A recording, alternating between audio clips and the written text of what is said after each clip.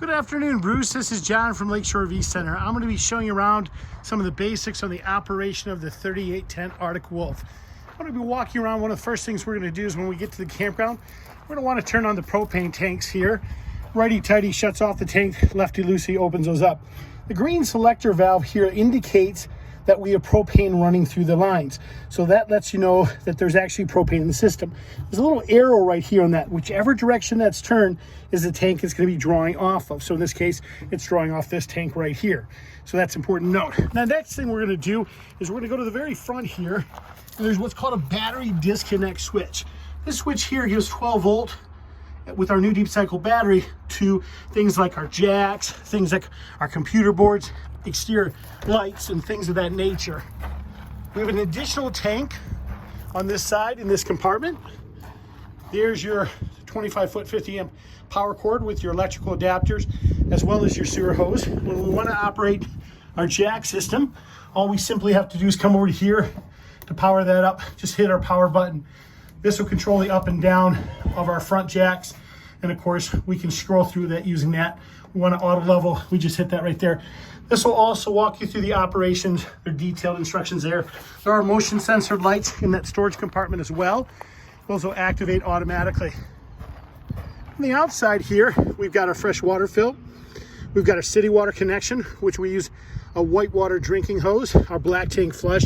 That'll simply flush our tanks. Then we've got our exterior shower, hot and cold shower, and our hot water heater, which is located right there, and our furnace exhaust. Do keep the little ones away from that, as it does have a tendency to get hot. These are your discharge valves, which go to your discharge right there, which you use the sewer hose for. It is also a good idea to check the lug nuts on your tires after the first 250 miles, as they can become loose. You do have a separate discharge for the back bathroom, which is located back here.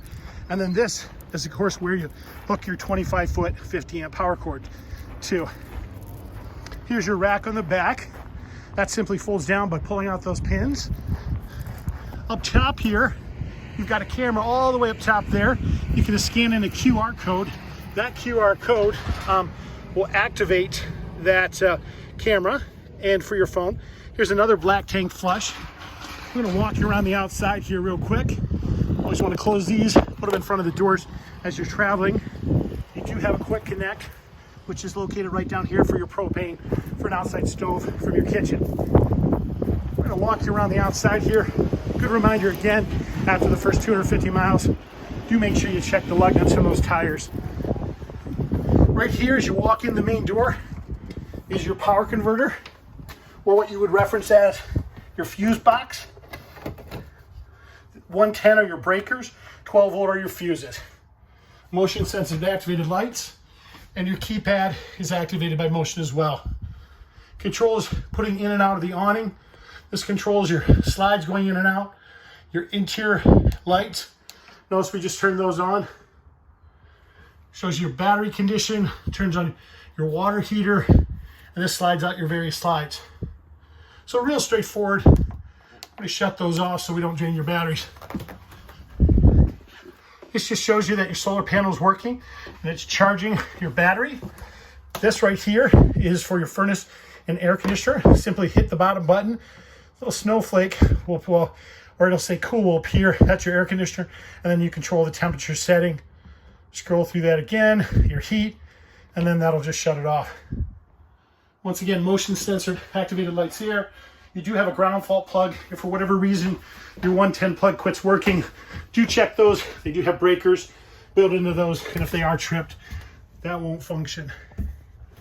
That's what your bedroom looks like with everything slid in. Of course, you have a separate thermostat for that as well.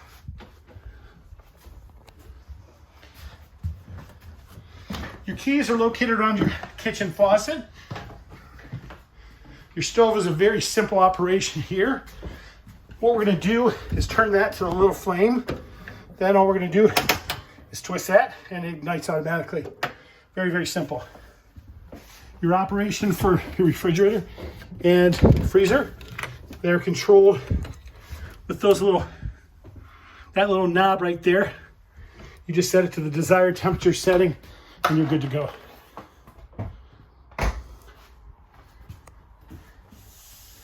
Your fireplace, pretty self-explanatory. The power button at the very first is your power button. The next controls the color of the flames, and then your timer and heat setting on that. This is your power amplifier for your TV antenna. You just push that in to activate that. You guys, just make sure your lights are off when not using it. These little green USBs are throughout the camper. That'll give you USB hookups. You do have a carbon monoxide and a smoke detector. Good idea to always check those for safety reasons. Your smoke detector's up on your ceiling, and carbon dioxide detector is located lower. If you do have additional questions, please don't hesitate to ask. You can reach me on my cell phone at 231-740-6225. Thank you and have a great day.